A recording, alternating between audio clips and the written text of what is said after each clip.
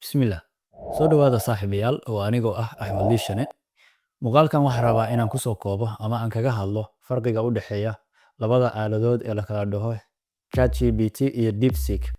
Inkastoo labadooduba ChatGPT iyo DeepSeek ay matalaan moodalada luqadaha casriga ah ee caqliga macmalka ah, haddana waxay maraan siyaabo kala duwan si ay u xaliyaan hal problem ama hal arrin oo loo diray si ay u xaliyaan. Waxay maraan siyaabo kala duwan. Haddaba shantan qodob ayaan rabaa inaan ku kala saaro oo kala noqonaysa. Qodobka koowaad, qaab dhismeedka modelka lagu sameeyey qaabku yahay. Qodobka labaad oo noqonaya awoodda waxqabadkooda, performance-ga, awoodda capability-ga ay u leeyihiin labadooda in la kala saaro. Qodobka saddexaad oo noqonaya helitaanka iyo qiimaha, qaabka lagu helayo iyo sida lagu helayo iyo qiimahooda. Qodobka afraad oo noqonaya habaynta iyo fududeynta isticmaalkooda.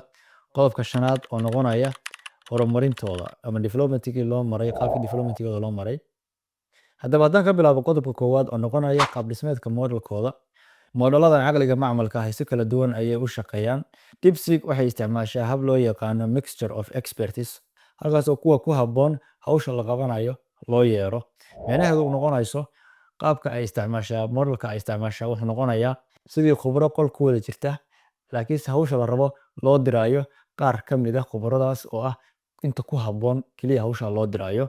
Halka ChatGPT ay isticmaasho iyaduna qaabkii caadiga ahaa oo la dhaho transformer model oo noqonaya dhammaan khubarada in loo dirayo hawshaas.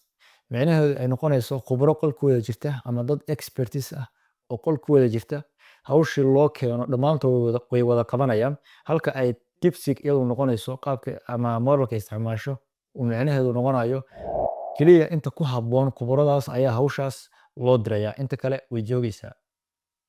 Qodobka labaad ku kala saaraya wuxuu noqonayaa awoodaha waxqabadkooda ama performance-ga, capability performance-gooda. DeepSeek waxay muujisaa awood cajiib ah markii loo eego hawlaha farsamada technical taskiska, gaar ahaan ku guuleysiga xisaabaadka heerka sax ahaanshaheeduna uu gaaraya 90% ama accuracy-geedu uu gaaraya 90%, taasoo si weyn uga sareysa kuwa badan oo la tartamaya. Halka ChatGPT ay muujiso awoodo xooggan markii loo eego fahmidda macnaha guud iyo bixinta jawaabo faahfaahsan oo ku saabsan mowduucii la weydiiyey. Qodobkan saddexaad wuxuu noqonayaa helitaanka iyo qiimahooda, qaabka lagu helo iyo helitaankooda suu yahay iyo qiimahooda suu yahay. DeepSeek waxay qaadatay qaabka isha furan oo ah open source-ga oo noqonaysa in dhammaan open source ay tahay oo development lagu samayn karo, wax laga bedeli karo, shirkaduhu wax ka bedeli karaan ama bulshadu ay wax ka bedeli karto oo ciddii u baahan ay customization ku samayn karto ama development ku samayn karto maadaama uu yahay open source application uu yahay. Waana ammaan, xagga ammaankana iyada u fiican oo qolo kasta waxay dareemaysaa ama shirkad kasta waxay dareemaysaa xogteeda in iyadu u madax bannaan tahay oo iyadu customization ay ku samaysanayso waxyaalo dhan qaab security ahaan xogteeda u ilaashanayso. Halka ChatGPT ay ku shaqeyso qaabka loo yaqaano freemium model oo noqonaya iyadoo bixinaysa features asaasi ah oo bilaash ah, laakiin waxay u baahan tahay inaad hesho subscription ama inaad xubin ka noqoto si aad u isticmaasho adeegyada casriga ah ee ku jira.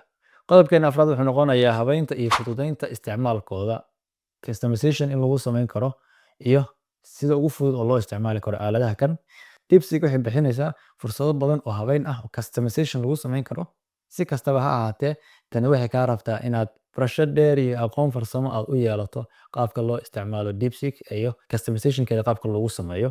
Halka ChatGPT ay mudnaanta siiso la saaxiibtinimada isticmaalaha, iyadoo bixinaysa khibrad si fiican loo hagaajiyey oo si fudud loo heli karo. Qodobkeena shanaad ayaa wuxuu noqonayaa horumarintooda, qaabkii development-kooda loo maray. Habka horumarinta DeepSeek wuxuu xoogga saarayaa hufnaanta iyadoo lagu dhisay farsamooyin tababar hal abuur leh iyo qalab awood yar. Tani waxay u oggolaanaysaa in la gaaro natiijooyin wanaagsan iyadoo aan loo baahnayn qalab aad u qaalisan, taasoo kordhinaysa waxtarka iyo dhimista kharashka. Halka ChatGPT-ga lagu horumariyey ilo xisaabeed badan ama sources aad u fara badan oo qaadatay waqti badanna qaadatay, kharash badanna aad u qaadatay. Haddaba saaxiibayaal, muuqaalkeennii intaasaan kusoo koobaya kala saarista ahayd. Waxaan idinkaga tegayaa sidaas iyo nabadiino.